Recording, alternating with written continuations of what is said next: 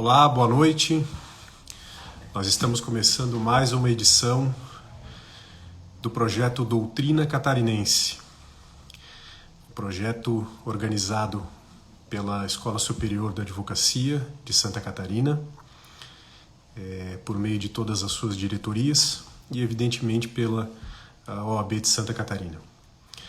E essa noite nós vamos abordar o tema do direito das sucessões. E para tratar desse tema, nós vamos receber essa noite a coautora do livro O Guia Descomplicado do Direito das Sucessões, a professora Denise Schmidt Siqueira Garcia. A professora Denise Schmidt Siqueira Garcia é doutora pela Universidade de Alicante, na Espanha, e mestre pela Univale, aqui de Santa Catarina. E ela vai abordar essa obra que foi escrita em parceria com o professor Alan Provin.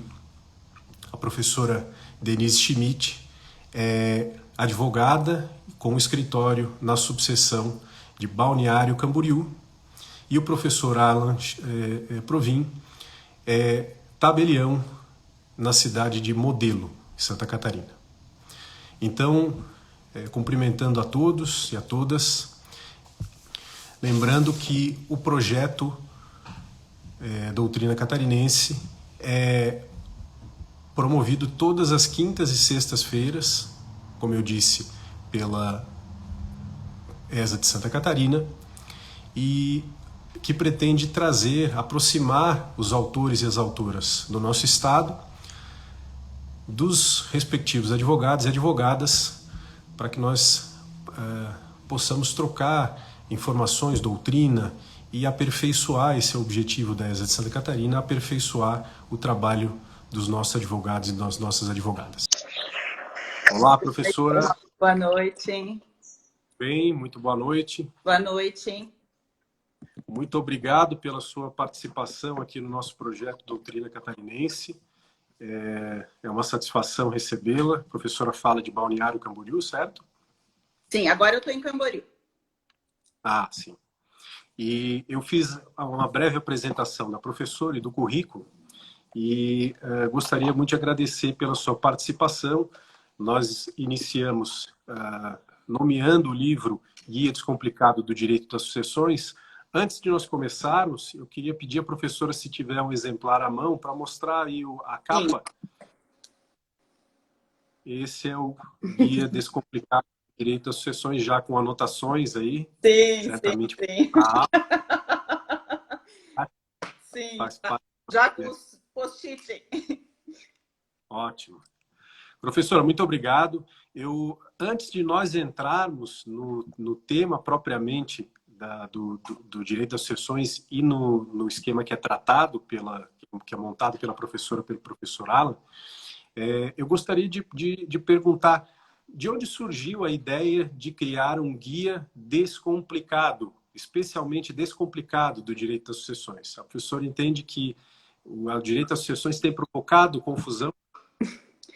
Primeiro, então, eu quero agradecer, né, o convite de participar dessa live. Gostei muito do concurso que valorizou a doutrina catarinense, né? Isso é muito importante porque escrever é um ato bem solitário. A gente só vê os frutos se as pessoas realmente se utilizam da tua obra, enfim. Então, eu quero agradecer muito essa oportunidade de fazer essa divulgação, né, num órgão tão importante como a nossa Escola Superior de Advocacia, né? Cumprimento o mediador e cumprimento a ESA na pessoa da minha grande amiga Fernanda Cel, que eu vi que ela fez uma mediação de uma outra live, então cumprimento, né? Um carinho muito grande que eu tenho por ela. Então, a ideia de trabalhar com um guia descomplicado de direito das sessões é que atualmente eu estou um pouco afastada da graduação dessa disciplina, mas por muitos anos eu trabalhei o direito das sucessões na graduação, trabalhei em cursos preparatórios da ordem, cursos preparatórios para cartório, E o direito das sucessões, ele é maravilhoso, é um direito que encanta muito. Eu sempre digo para os alunos que dá aula de direito das sucessões, eu não preciso nem me esforçar. Direito, processo civil, quando eu dou aula, tem que, né, tem que fazer mais esforço, sessões todo mundo gosta. Mas, em contrapartida, ele é um livro que é uma disciplina que possui muitas coisinhas assim que tu precisa estudar e se aprofundar. Então, pensando nisso, eu sempre me preocupei em trazer uma forma de apresentar para os alunos que fosse realmente descomplicada. E aí o Alan até que sugeriu o título, sabe? Vamos colocar Guia Descomplicado do Jeito das Sessões para demonstrar realmente essa nossa intenção, tá? Então, foi mais ou menos com base nas aulas, eu queria preparar um material que fosse fácil de estudar. Então, ele é um livro que ele tem uma profundidade, a gente acaba lidando com pontos que não é toda obra que trabalha, por exemplo, né? Eu ainda coloquei aqui as diretivas antecipadas da vontade, como o testamento vital, poucas obras trabalham com isso. E aí a gente se preocupou, de forma didática, colocar algumas perguntas no final, para encerrar os capítulos, e também trazer umas questões de concurso. Isso foi mérito do Alan, porque como o Alan né, fez concurso para cartório, enfim, um menino que se formou e já passou no concurso, um carinho, né? Quero mandar um beijão para o Alan, que é uma pessoa que eu admiro muito. E essa ideia, então, de trazer também questões de concurso para os alunos que querem também se interessar, e a gente focou, então, em todas as questões que trazem esses pontos que são pouco controvertidos. Então, a obra ela tem o conteúdo, tem questões discursivas, tem questões de assinalar, e no final a gente traz um gabarito de tudo. Então, até para uma autoavaliação dos alunos, eles conseguiriam estudar tanto para a graduação, como para um concurso, como né, no dia a dia da advocacia, porque ele é muito rápido para acessar, e também para magistrados, enfim, todo mundo que quer uma consulta rápida do conteúdo. A ideia, então, é que ele seja acessível, traduza o direito das sucessões dentro dessas modificações que nós percebemos periodicamente, né, professora? O direito às sucessões tem base, evidentemente, como todo direito, na Constituição, mas com o Código Civil de 2002 ele trouxe uma série de novidades, mas lá se vão alguns anos e nós não temos ainda definitividade e talvez ainda não tenhamos alcançado plena segurança em muitos temas, além de outros que são naturalmente novos e que o Código Civil de 2002 não iria prever mesmo, mas que acabam nos desafiando no dia a dia. Então, a ideia é que ele seja mais esquemático, com perguntas e respostas. Ele não é esquemático, é esse que eu queria falar. O livro ele tem uma profundidade teórica legal, mas é um livro que a gente tentou fazer uma forma escrita que seja mais acessível. Então, todos os textos que estão aqui, eu trabalhei com os alunos em sala de aula, com contribuição dos alunos, eu ia fazendo rabiscos nos textos. Então, ele não é o estilo esquematizado, ele é um livro com bastante profundidade, mas a gente tentou escrever de forma um pouco mais didática, mas ele não traz esquemas, né? Ele não traz. Legal. Professor, então, a nossa live passa muito rápido, quando a gente vê já está terminando. Eu queria passar, então, a abordar e permitir e pedir que a professora abordasse temas que são os que trazem maior interesse, sobretudo prático, nós estamos falando para advogados e advogadas, sobretudo prático do direito das sucessões e que foram abordados no seu livro. E eu faria uma primeira provocação a respeito da capacidade para suceder em relação a um tema específico, que é o tema da inseminação artificial, a questão da sucessão de alguém que ainda não foi gerado. Como é que a professora trabalha, o professor Alan trabalham nesse livro, esse tema específico? Então, esse é um ponto que para mim é muito caro, né? Eu gosto muito de trabalhar essa capacidade para suceder ligada à inseminação artificial, porque hoje é uma realidade que nós temos, né? Antes nós não tínhamos quase clínicas de inseminação artificial, e hoje até por uma busca das mulheres de terem filhos um pouco mais de idade, essa inseminação artificial ela acaba sendo muito procurada, tá? Então, olha só a situação que o nosso Código Civil ele nos traz. Nós temos o artigo 1597 do Código Civil, que traz uma, como é que eu diria, uma fundamentação com base no direito de família. Então, o artigo 1597, ele traz a possibilidade de uma pessoa ser inseminada após a morte do pai, ou seja, tem lá um embrião congelado, tem o sêmen, enfim, essa inseminação vai ser feita após a morte, e esse ser que vai ser gerado após a morte desse pai, ele vai ser considerado filho, né? Então, olha só, eu tenho no direito de família dizendo que se eu, né, tiver autorização do meu marido, após a morte dele, fizer essa inseminação artificial, esse ser que vai nascer após essa morte, né, eu já sou viúva, ele vai ser considerado filho do meu marido, tá? E lá na certidão de nascimento dele vai constar o nome do pai, o nome da mãe, tranquilo, tá certo? Só um parêntese, tá? A inseminação artificial no Brasil, nós não temos uma legislação específica regulamentando ela. Então, nós temos um norte do Conselho Nacional de Medicina, uma resolução que traz algumas regras que a gente tem que seguir, mas tudo vai ser feito com a clínica. Então, as clínicas, elas exigem uma autorização para fazer essa inseminação pós a morte, mas, infelizmente, nós não temos um regramento, né? E há muito tempo que eu venho falando isso e ainda não existe esse regramento. Pois bem, então, o direito de família, ele diz que essa pessoa vai ser considerada filha, ponto. Aí eu vou lá para o direito das sucessões para ver se esse meu filho vai ter direito sucessório, tá? E eu esbarro, então, no artigo 1798 do Código Civil, que me diz o seguinte: só pode ser herdeiro legítimo as pessoas nascidas ou já concebidas na data da morte. Esse ser, ele não é nem nascido e nem concebido na data da morte, porque mesmo que eu esteja trabalhando com embrião excedentário, a teoria da concepção que é adotada pelo Supremo Tribunal Federal não é a teoria de que aquele embrião lá congelado tenha vida. A nossa teoria é uma teoria que diz que esse ser precisa estar no seu útero, precisa se nidar e daí sim começou a vida, tá? Então, se eu pensar nisso, aquele embrião que está lá congelado, levando em consideração a teoria do Supremo, ele não é um ser vivo ainda, não é concebido, né? Não é concebido. Porque não houve anidação.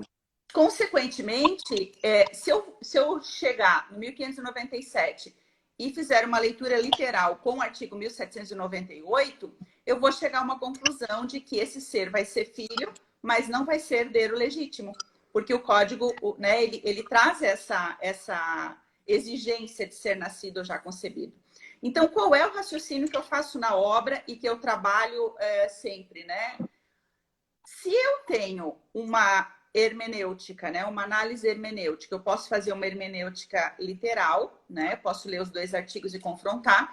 Mas se eu olhar ela como um todo dentro do ordenamento jurídico, né, uma interpretação sistemática que nós chamamos, né, onde eu vou olhar todo o ordenamento jurídico, eu vou dizer o seguinte: o 1597 diz que é filho.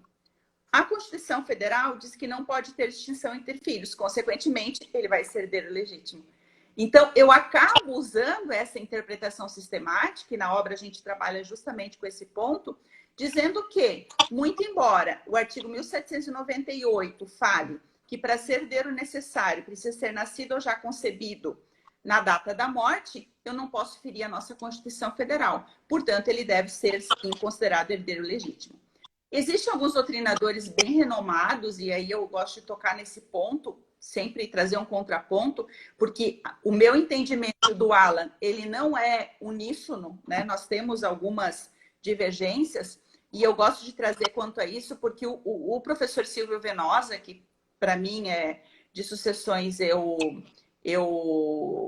admiro muito, uma pessoa muito conceituada, ele entende que a única forma que teria de regularizar o direito sucessório desse ser que vai ser concebido após a morte seria fazer um testamento vinculado lá com a prole eventual, né? Fazer um testamento e dizendo que, caso minha mulher tenha um filho, esse filho vai ser herdeiro, mas daí ele entra no polo de ser herdeiro testamentário e não herdeiro legítimo. O que nós sustentamos na obra é que ele é herdeiro legítimo porque o artigo 1798 não pode ferir a Constituição Federal. Então, e claro, na obra, como também tem pouca discussão sobre inseminação artificial, são poucas obras específicas, eu trago todo um contexto. Tipos de inseminação que nós temos no Brasil, trago a resolução do Conselho Nacional de Medicina, o que a gente tem regulamentado. Então, ela traz ela se reporta também a esse conteúdo, que embora não seja o direito das sessões, mas para que o leitor consiga entender, né, o que está por trás, né, como é que dá para fazer. Então, esse é um ponto que eu gosto bastante. Sim. Esse tema da inseminação artificial, frequentemente nós identificamos, nós vemos reportagens, enfim, há uma série de fatos que acontecem em decorrência justamente, que são de difícil solução hoje, salvo por conta, como a professora disse, de uma interpretação sistemática, justamente por conta de que o Código Civil de 2002, a gente sabe disso, ele já nasceu ultrapassado. E naquele momento, ainda que já existisse a técnica da inseminação artificial há algum tempo, ele ainda não tinha uma popularização e não criava esse dilema que hoje a gente identifica de uma maneira muito comum. Não é difícil, né, professora? Não é. Que essa não aconteça, é cada vez mais frequente e principalmente quem atua na área muitas vezes se depara com essa pergunta e aí o cliente ou a cliente indaga, e aí, qual é a solução?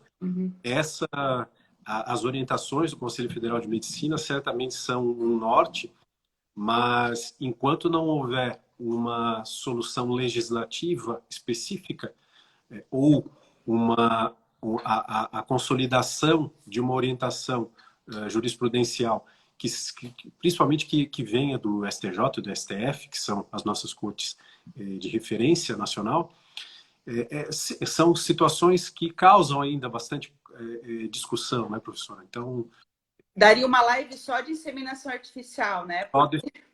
Porque a gente tem muita pergunta, né? Por exemplo, a útero terceira pessoa, como que pode ser utilizado?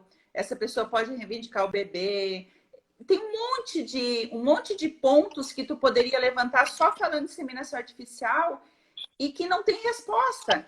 Então, hoje, o que acontece? As clínicas acabaram se preocupando muito com esses pontos e o contrato que é assinado, né, em várias, tanto útero terceira pessoa, seja lá o que for, ele tem bastante cláusula, né, para poder a gente discutir. Então, mas eu não tenho, uma clínica pode fazer, a outra pode não fazer. Então, eu vejo que uma legislação nesse sentido seria, assim, muito importante para a solução de vários contrapontos. E os advogados que estão ouvindo, né, é uma área que logo, né, vai começar a surgir cada vez mais casos, principalmente em lugares onde nós temos já essas clínicas. Então, é algo que uma parcela, né, interessante para tu estudar um pouquinho.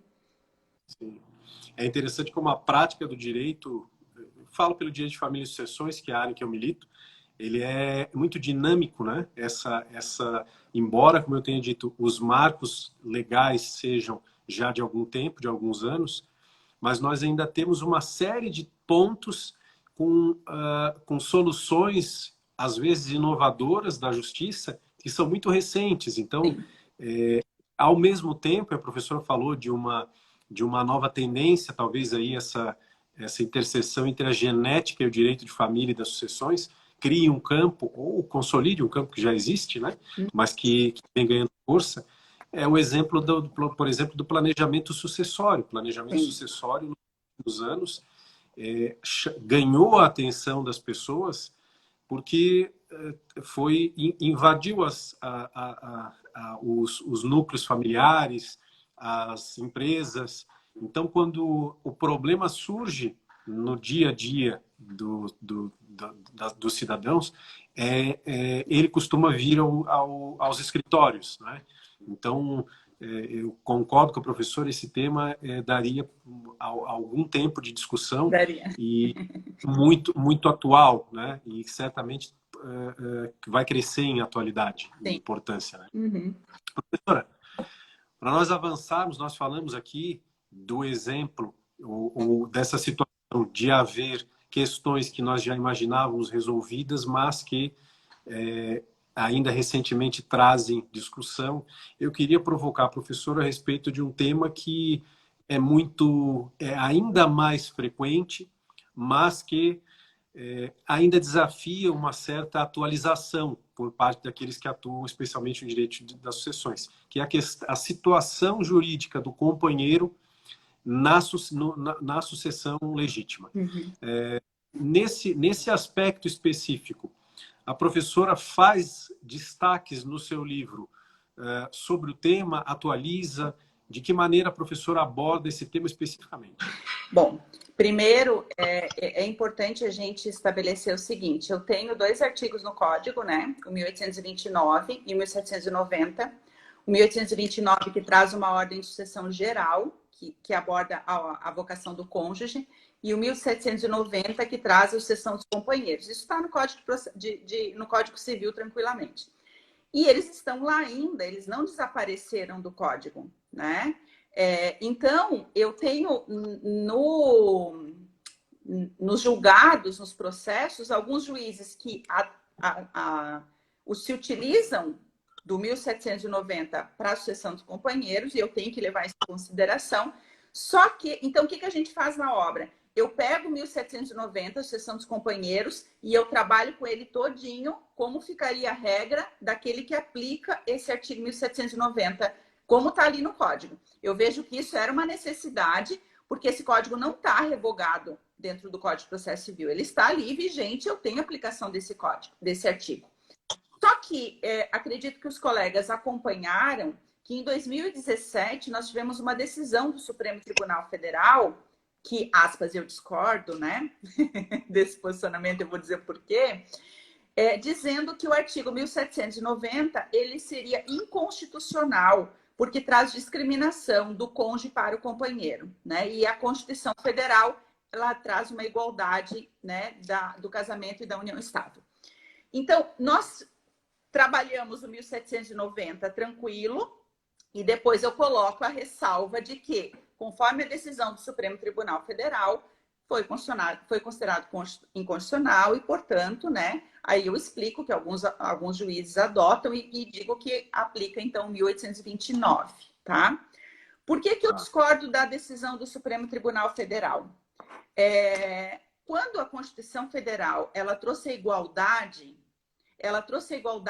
para considerar aquela família que veio do casamento e aquela família que veio da união estável de forma igual. Ou seja, elas são formadoras de família.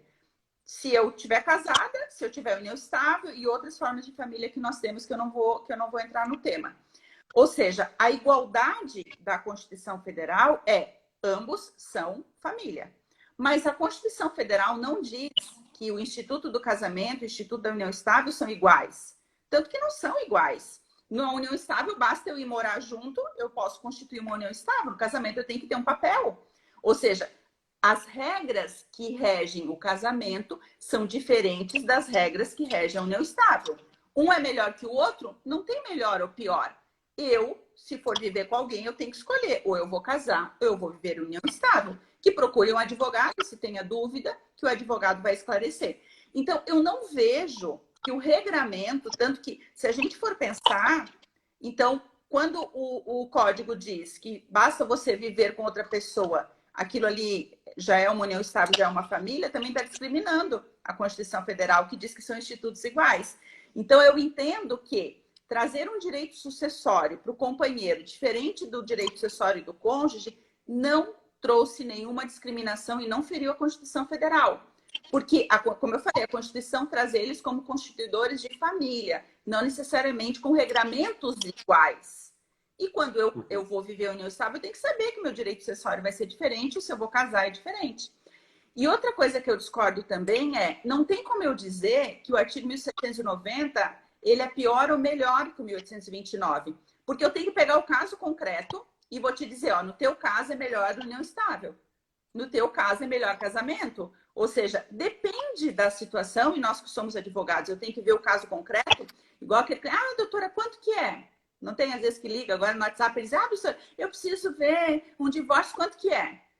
Não tem como a gente saber quanto que é. Eu preciso sentar para ver o que que tem, como que vai ser feito. Então, assim, às vezes eu vou ter direito sucessório do companheiro que aplicando 1790, ele vai ganhar muito mais do que aplicar o 1829. Então, eu também não concordo que ele foi discriminatório e tirou direito, entende? Eu entendo que ele tratou de forma diferente dois institutos que são diferentes. Eu não entendo que o direito sucessório discriminou eles, dizendo que não são família. Então, eu ouso discordar da decisão do Supremo, muito embora essa decisão ela tenha, acho que umas 10 páginas só falando disso. Só falando dessa situação. Mas eu sempre coloquei ao meu posicionamento, e na obra, claro, que eu não quis fazer uma crítica que não cabia naquele momento. O que eu fiz? Tem o 1790 que é aplicado, se aplicar isso, existe a decisão do Supremo que reporta a 1829 que a gente trabalha anteriormente na obra. Então, vão poder entender. Eu não deixei de tratar do 1790, entendeu? Porque eu vi algumas obras que eles... agora não, esse artigo não existe mais. Ele existe, ele está no código. Então, nós trabalhamos, tem toda a regra. Inclusive, no código, eu fui trazer... A gente foi, no código não, no livro, a gente foi trazendo exemplos. Então, por exemplo, sucessão do companheiro, do descendente, tudo com caso concreto, com estudo de caso, para que aquele leitor consiga realmente captar, né? Eu estou vendo ali, daí já está explicando, então é tudo muito com exemplo, tá? Sim. Essa é a minha posição e a do Alan daí, né? Esse tema especificamente da união estável e de uma eventual equiparação com o casamento, ele é muito interessante, claro, ele desperta muito debate, como a professora falou, recentemente, até por conta do mestrado, eu li um texto do professor Mário Delgado, da professora Gisela Hironaka, e defende a autonomia da união estável em relação ao casamento e, ao final do texto, inclusive, sustenta que uma eventual equiparação equivaleria a um casamento forçado na prática, enfim, claro. Essa posição dos professores.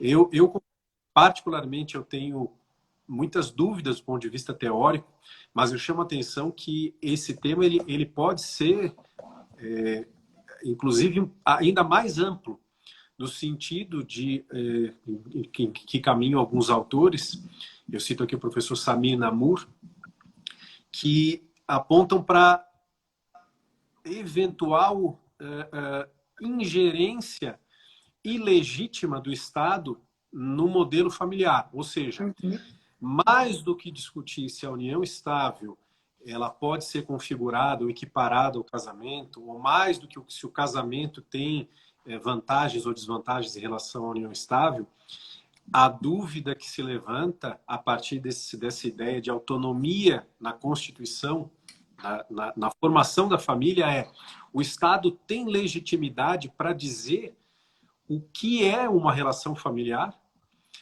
Ou seja, de que modo ele pode efetivamente limitar ou fixar quais são os modelos que nós temos de família? O professor Mário Delgado e a professora Gisela, esse texto, indicam que o rol do 226, parágrafo 3º, não é exemplificativo. Mas há autores com muito mais sede de autonomia em relação a esse assunto.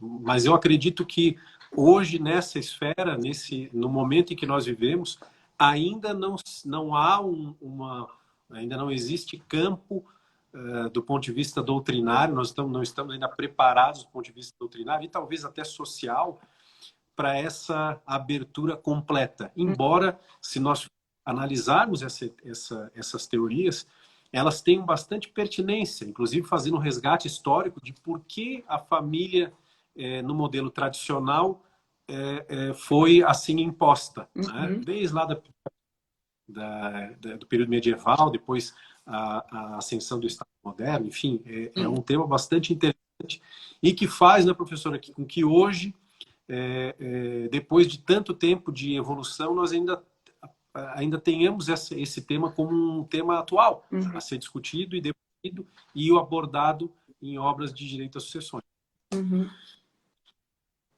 Professor, eu queria avançar um outro tema selecionado para nós conversarmos nesse nosso bate-papo é a respeito da comoriência. O que poderia nos trazer a respeito desse tema interessante que próprio ou com efeitos próprios no direito das sucessões? Esse tema, quando eu trabalhava em sala, né, como eu falei, eu tô um pouquinho distante da graduação atualmente, ele é um tema que sempre gerava um debate muito grande, tá? A comoriência, ela tá lá no artigo 8º do Código Civil, nem tá no direito das sucessões, mas o reflexo dela vai ser no direito sucessório. E aí dava aquela confusão, porque o direito sucessório, ele não regulamenta, ele fala lá, a parte geral fala o que é comoriência, quando duas pessoas morrem ao mesmo tempo, né? Sem detectar quem morreu primeiro, tem-se que são comorientes e, portanto, quebra-se o direito sucessório entre elas. Olha só. Então, a ideia é, no mesmo evento, e aí a gente pode pegar casos de acidentes, por exemplo, aéreo, que não tem como determinar quem morreu primeiro, morreram todos carbonizados, seja lá o que for, essas pessoas elas vão ter uma certidão de óbito com o mesmo horário. Né? O médico legista vai colocar lá que todos morreram às 20 horas, por exemplo. Claro que, se essas pessoas que estão dentro da aeronave não são sucessores entre si, pouco importa, não vai ter direito, não vai ter nenhum efeito aquela comoriência. Agora, se dentro dessa aeronave eu tiver pai e filho, eu vou quebrar o direito sucessório entre pai e filho, né? O patrimônio do pai vai ser dividido para os outros filhos, né? Esse aqui não receberia. E o patrimônio desse filho vai ser dividido para a sucessão dele. Ou seja, eu teria duas massas sucessórias e um não se comunicaria com a outra. Aí que surgiu o grande debate. Poxa, mas esse filho que teve a infelicidade de morrer com esse pai, né, de ser decretado como oriente, então no mesmo horário, enfim, ele ainda vai ser prejudicado, porque vamos pensar que esse filho tinha filhos, né? Então eu tenho o avô, o filho que morreu junto e os netos. E a comoriência, por muito tempo, entendeu que, como eu quebrava o direito sucessório entre pai e filho que morreram juntos, os netos não teriam direito de representação.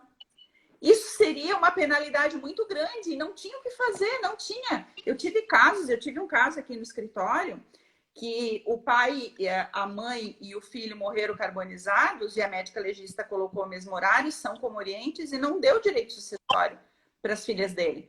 Então, direito de representação, né? Então, era um debate muito complicado que nós tínhamos acerca desse efeito da comoriência. Até que, embora, como eu digo, não é uma legislação, mas ela já traz um norte, pelo menos para a gente reivindicar, né? Porque a gente adora. O perfil de advogado adora um furinho para poder brigar pelo direito do cliente, né? Então, nós temos um enunciado de uma jornada de direito civil, que eu não tenho a data aqui, mas é o enunciado 610, que diz o seguinte: nos casos de comoriência entre ascendente e descendente ou entre irmãos, reconhece-se o direito de representação aos descendentes e aos filhos dos irmãos. Então, vejam, agora nós já conseguimos trazer esse direito para os netos, no caso desse avô que faleceu, dando direito de representação. Isso deixou a comoriência um instituto mais leve, né? Porque antes eu sempre dizia, é um instituto muito pesado, ou seja, além de morrer junto com o teu, né, com o teu descendente, com teu irmão, seja lá o que for, no mesmo horário, os teus filhos ainda vão ser prejudicados. Então, essa nuance que nós tínhamos da comoriência, da quebra, hoje, esse enunciado ele acaba suprindo bastante dessa falha, ou seja, eu poderia tranquilamente dizer que existe direito de representação. E eu te digo que o julgador que pega um caso como esse, ele quer isso. Ele gostaria de dar esse direito de representação, porque é uma coisa que deixava a gente triste, né? Poxa, aquela pessoa vai ser duplamente penalizada, né? Por exemplo, esses netos perderam o pai, perderam o avô e vão perder a herança. Então, eu acho muito injusto isso. E esse enunciado, então, veio suprir. Então, dentro da obra, a gente trabalha o que é a comoriência, traz exemplos, né, de comoriência e o que isso poderia atingir. E aí eu trabalho com o enunciado, trazendo o direito de representação.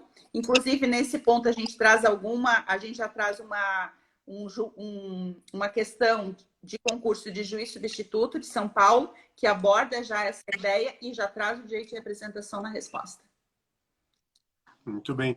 Talvez até na linha de proteção dos vulneráveis, né, professora? Sim. Que é uma linha que a doutrina tem abordado com bastante intensidade, não só nesse ponto, mas também no que diz respeito à legítima, a discussão a respeito de se a legítima tem razão de existir e se eventualmente não seria o caso de resguardar pontualmente, caso a caso, apenas aqueles vulneráveis.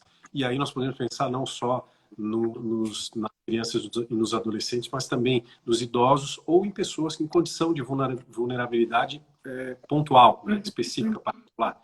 Talvez o enunciado 610 seja fruto desse movimento disciplinar, e certamente bastante interessante e dentro da obra da professora e do professor Alan. Petição de herança, professora. O que a professora poderia pontuar, marcar para nós, os advogados e advogadas que estão nos assistindo? Essa também é uma discussão boa, né, para quem está na área, que às vezes também surge alguma dúvida, o prazo que eu teria, né? Então, ação de petição de herança, só para recordar um pouquinho, às vezes, para quem não lembra, é uma ação que visa pedir uma herança da qual eu fui excluída. Ou eu fui excluída porque eu não tinha ainda o reconhecimento, às vezes, da paternidade, ou fui excluída mesmo porque não me colocaram. Era uma irmã distante, sei lá, era uma tia que tinha direito sucessório e eles não colocaram na divisão. Mas o caso mais comum da ação de petição de herança é quando aparece um filho que ficou de fora, não tinha ainda o reconhecimento da paternidade, quer reclamar aquela herança da qual ele foi excluído, né? Então, ele pode entrar com investigação de paternidade, cumular com a ação de petição de herança, né? E ele reconhece a paternidade e já reclama aquele patrimônio. Se tiver um inventário aberto, ele distribui por dependência por ser o juízo universal. Se não tiver o inventário aberto, já acabou, ele distribui normalmente, se tiver uma vara especializada ou uma vara civil comum. Então, assim, ó, o que nós temos que cuidar com a ação de petição de herança? Primeiro, é uma ação, como eu falei, eu vou acumular a ação de investigação de paternidade, ela é uma ação imprescritível, então não importa o ocorrido, eu vou poder reconhecer minha paternidade por ser um direito indisponível.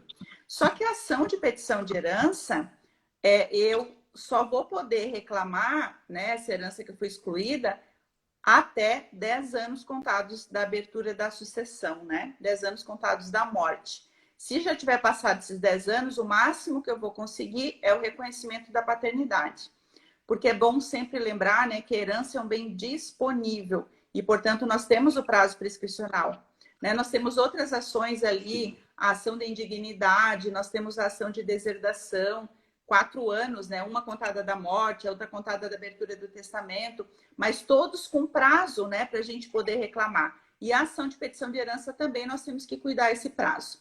E o outro problema que eu digo que norteia a ação de petição de herança é a situação de que eu tive um inventário, eu já dividi todo o patrimônio, eu filha, tá? Eu filha. E aparece, e recebo então uma citação, como o inventário já acabou, a citação vai ser dos herdeiros, né? Recebo uma citação de uma investigação de paternidade com uma petição de herança. Mas eu recebi aquela herança sem saber que essa pessoa existia e eu vendi aquela herança, né? Eu vendi, sei lá, herdei um apartamento, vendi o apartamento. Então aqui eu entro num outro debate do direito civil, e na obra a gente traz, que é a aquisição de boa-fé, né? A venda de boa-fé, ou seja, aquela alienação, ela é válida, ela não é válida, o herdeiro responde com seu patrimônio, porque se eu pegar a parte geral do direito das sucessões, a herança é uma coisa boa, né? Princípio do benefício da herança. No máximo eu fico sem nada da herança, mas eu nunca respondo com o meu próprio patrimônio, né? Então, a ideia, olha só que discussão que pode surgir. Então, eu sempre digo, se o inventário está aberto, ótimo. Agora, se o inventário já acabou, depois que eu pego essa sentença, é filho, vai ter direito sucessório, vai partir um outro momento que pode ser que não leve nada, né? Porque aquele herdeiro vendeu de boa fé, aquele outro adquiriu de boa fé, e se é de boa fé, como é que eu vou fazer essa modificação dessa alienação? Então, são questões bem interessantes que surgem quando a gente trabalha com esse tipo de ação. Eu vejo que é bem... Claro que não é tão comum, né? Não é na prática do dia a dia, não é tão comum, mas caso aconteça, a gente pode se deparar com outras peculiaridades e outras discussões, tá? É um exemplo de influência do direito intertemporal no direito das sucessões, né? Assim como na questão da inseminação artificial, o sobrevir a intenção de um suposto herdeiro de ser reconhecido pode causar, eu não vou dizer problemas, porque se houver o reconhecimento do direito, não há um problema aí, né? Mas pode causar algum tipo de tumulto posterior e que, aí aproveito para dizer, daí talvez surja a importância maior de um planejamento sucessório, que tem sido muito comum, né? No sentido de antecipar essas eventuais situações, claro, desde que a pessoa falecida tenha conhecimento da existência desse filho, dessa filha, né? E seria possível fazer esse planejamento. Nós nos encaminhamos aí para a última etapa da nossa conversa. Eu queria passar 2 pontos ainda com a professora. Um deles seria as diretivas antecipadas de vontade. Eu sei que é um tema bem abordado na obra e que também causa bastante interesse por parte não só de advogados e advogadas, mas também dos cidadãos de modo geral. O que tem a dizer, professora? Primeiro, quero dizer que o mérito dessa parte do livro é todo do Alan. O Alan que pesquisa, o Alan, ele já na graduação, ele começou pesquisando muito sobre essas diretivas antecipadas de vontade. E quando a gente sentou para organizar a obra, a gente... Não, vamos colocar esse capítulo, né? Muito embora isso aqui não está no Código Civil, tá? Então, assim, só para esclarecer, porque muitos nem nunca ouviram falar essa diretiva, né? Nós temos também no Conselho Federal de Medicina uma resolução, que é a Resolução 1088 de 2006. Olha só, de 2006, e ela ainda não é muito conhecida, né? E olha só o que diz essa regulamentação das diretivas. Na fase terminal de enfermidades graves e incuráveis, é permitido ao médico limitar ou suspender procedimentos e tratamentos que prolonguem a vida do doente, garantindo-lhe os cuidados necessários para aliviar os sintomas que levam ao sofrimento, na perspectiva de uma assistência integral, respeitada a vontade do paciente ou do seu representante legal. O que visa essa diretiva antecipada de vontade?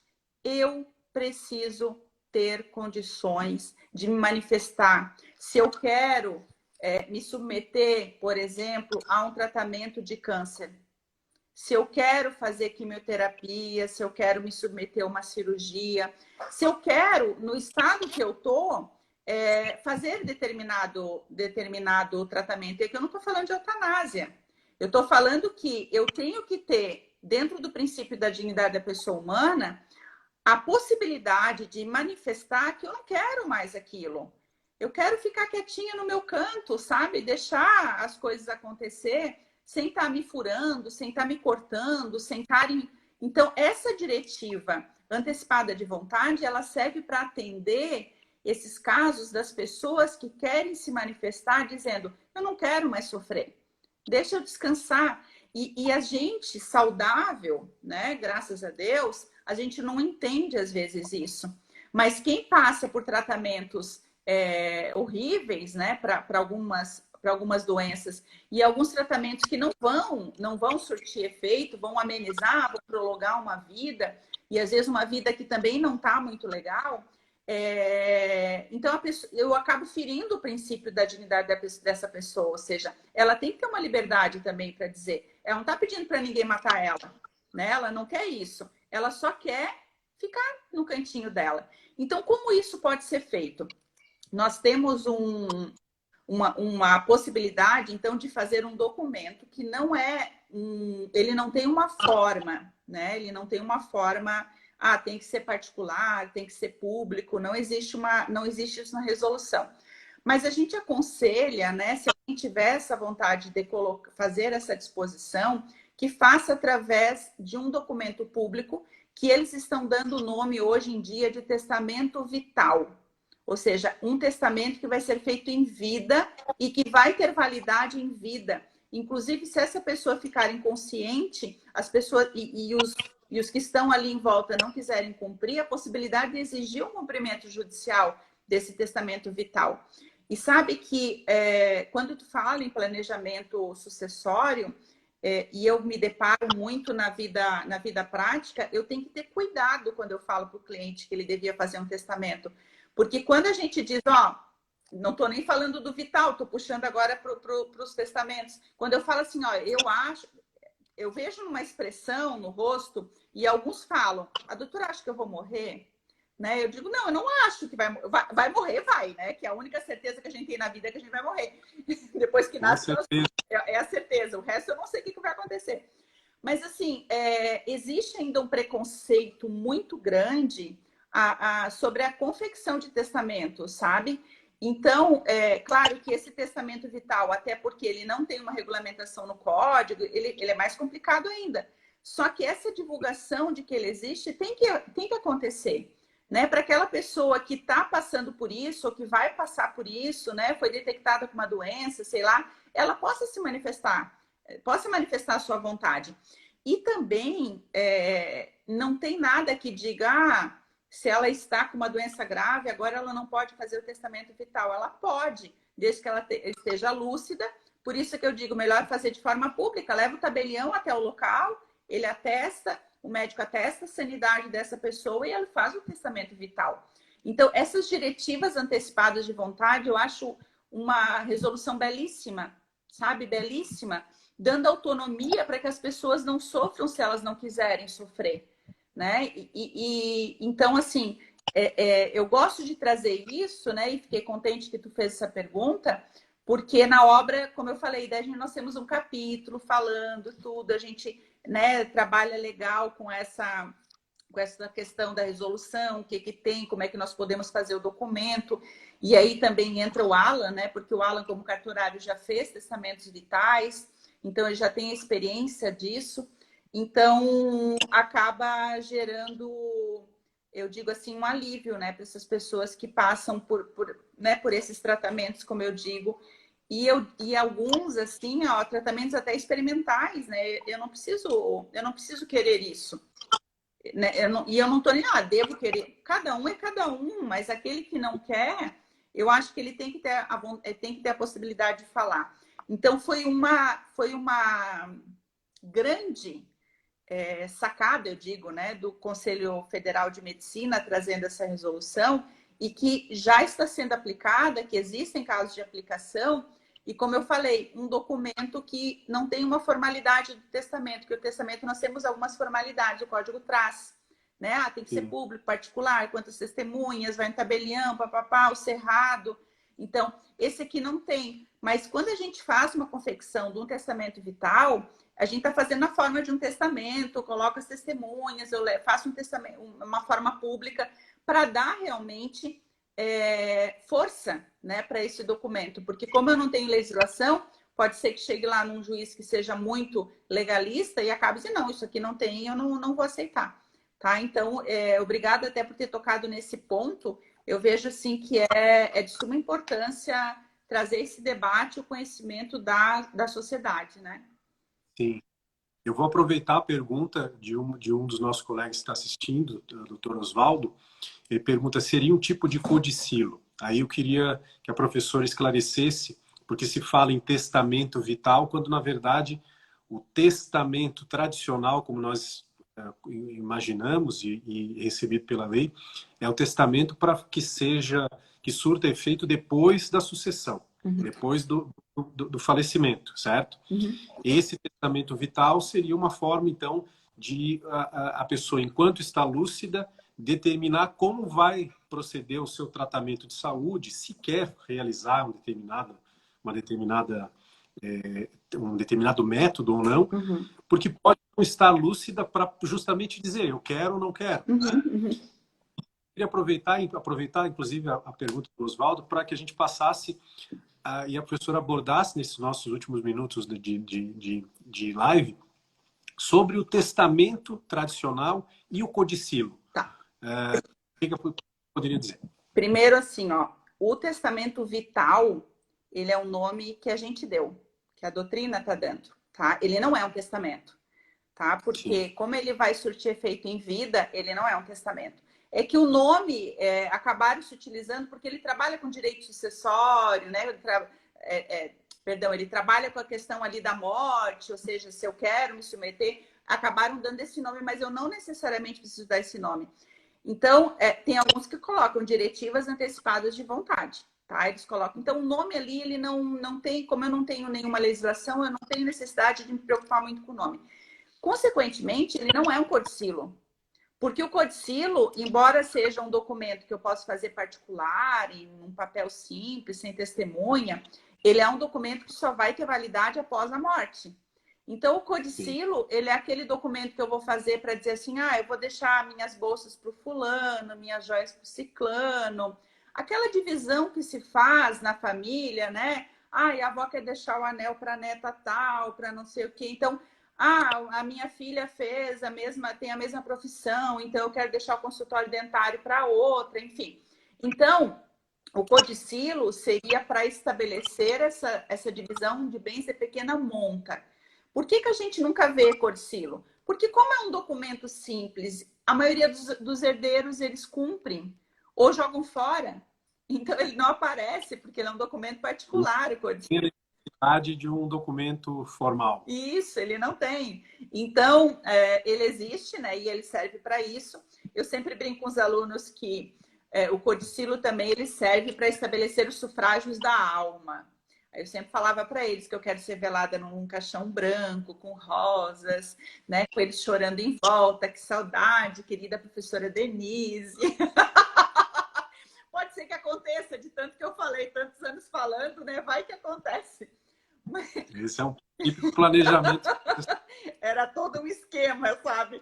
Mas, assim, os sufrágios da alma é interessante porque hoje nós temos a situação de que eu quero ser cremada, por exemplo. A família não quer, mas eu faço um codicilo dizendo, não, meu sufrágio da alma eu quero ser cremada. Se eu tirar, claro, os casos lá onde não cabe a cremação, né, onde envolve algum crime, né, que não poderia cremar, os outros casos, aquilo ali tem que ser atendido. Então, é importante também, eu posso fazer um testamento para isso, tá? Não tem problema. Mas o código, ele diz, para estabelecer os sufrágios da alma. Aí, o que é o sufrágio da alma? Daí tu bota lá como é que tu quer que seja o teu velório. E nisso eu sou bem criativa, sabe? Eu falava sempre, muito legal, meu velório vai ser top. E o testamento, então, como eu falei, ainda existe muita discriminação, mas para quem advoga, é um baita de um filão, né? Porque tu consegue olhar, claro, quem for fazer um testamento, gente, tem que ter um cuidado e estudar no código, porque assim, ó, a forma como é o testamento é muito fácil. Ah, tem que ter 2 testemunhas, vou no tabelião, o outro é particular, com 3 testemunhas, o outro é cerrado, eu faço uma cédula em casa, né? Depois eu vou no tabelião, ou seja, a forma de fazer ele é facílima. O que é difícil no testamento? As disposições testamentárias. Então, quem for se dedicar na prática a fazer um testamento, né, advogados, o que eu aconselho? Estuda a parte do código que fala das disposições testamentárias. Nós temos um capítulo na obra só falando sobre isso, porque ali é que está o perigo, a forma que tu vai colocar. Porque o que acontece com o testamento? Num contrato de compra e venda, primeiro, tu tá vivo, eu tô viva. Deu problema? A gente tá lá para falar. Minha intenção não foi essa, a interpretação é essa, a gente briga, né? Agora, num testamento, a minha intenção não dá para eu me manifestar, porque eu já vou estar morta. Às vezes eu quis deixar para um fulano e a pessoa escreveu de uma forma que vai receber o outro, né? Que tem a parte ali né? Se eu deixo a minha herança para 2, se um morre, acrescento, direito a crescer. Me fugiu a palavra, direito a crescer. Então, assim, ó, dependendo da forma que eu coloco no testamento, eu ferrei aquele testador. Então, eu digo para quem está estudando, né, para quem está ouvindo a gente, que quer advogar na parte do direito testamentário, ali, né, sucessões testamento, estudem disposições testamentárias. A forma é beabá, é só pegar checklist, tá? Mas o mais importante que eu vejo é analisar o conteúdo que está lá no código, que se chama, como eu falei, disposições testamentárias, que a gente trabalha aqui separadinho. Para evitar que na sucessão alguma cláusula seja considerada nula ou ineficaz e perder a própria unidade do testamento. Mas nem isso, sabe? Não é nem isso. Às vezes o que eu vejo é a forma que tu escreve dá uma interpretação diferente da vontade do testador. Não é nem aquela cláusula, e aí eu acho pior. Quando a cláusula é nula, desapareceu. O problema é, tu escreve de uma forma que ao fazer a interpretação do juiz, ele vai entender que quem vai receber é outra pessoa. Então, assim, tem muito vírgula ali que tem que cuidar quando for fazer a confecção do testamento para que aquela pessoa realmente seja amparada, tá? Porque senão pode gerar não só nulidade, tá? Pode gerar essa interpretação, que é o mais complicado, como eu falei, né? Para essa pessoa poder se manifestar e dizer o que ela realmente queria, né? O que ela pensava quando escreveu aquilo ali. Muito bem, professora. Passou rápido, Estamos né? Passa bem rápido que a gente imagina, né? Uhum.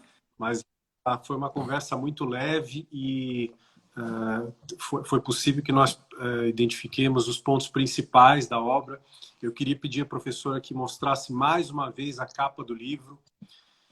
Está aí, Guia Descomplicado do Direito das Sucessões, da professora Denise Schmidt Siqueira Garcia. Até eu comentei, desculpa te cortar, mas eu comentei hoje que a edição está esgotada. Eu tinha só mais um exemplar na editora e acabou esgotando. Então, como eu falei, eu tenho alguns exemplares, eu estou encaminhando, mas o ano que vem, agora outubro, eu já estou mandando a versão ampliada, atualizada, ampliada, e aí início do ano que vem já temos a segunda edição. Então, assim, quem quiser agora mesmo, só se quiser entrar em contato direto, porque na editora realmente esgotou, tá? Feliz, né?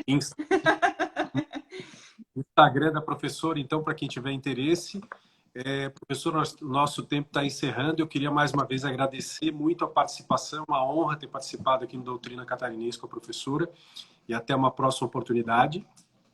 Eu que agradeço, tá? Todo mundo que participou, sei que vai ficar gravado, né? Então, quem quiser compartilhar, quem quiser entrar em contato, me chama pelo Instagram, que eu passo, né, o meu WhatsApp privado e a gente conversa, dúvidas, enfim, me colocar à disposição. Porque além de advogado, eu sou professora, eu não consigo tirar essa minha veste, não tem como. E eu quero te agradecer muito pela condução dos trabalhos, né? Foste muito dedicado, fosse, né, bem esclarecedor, foi uma conversa também muito boa, nem vi passar essa hora. Então, assim, só tenho a agradecer mesmo, tá? Foi um prazer, até a próxima oportunidade. Muito obrigado, Obrigada, professora Garcia, e um abraço a todos que nos assistiram. Até a próxima. Uma boa noite a todos. Boa noite a todos. Tchau.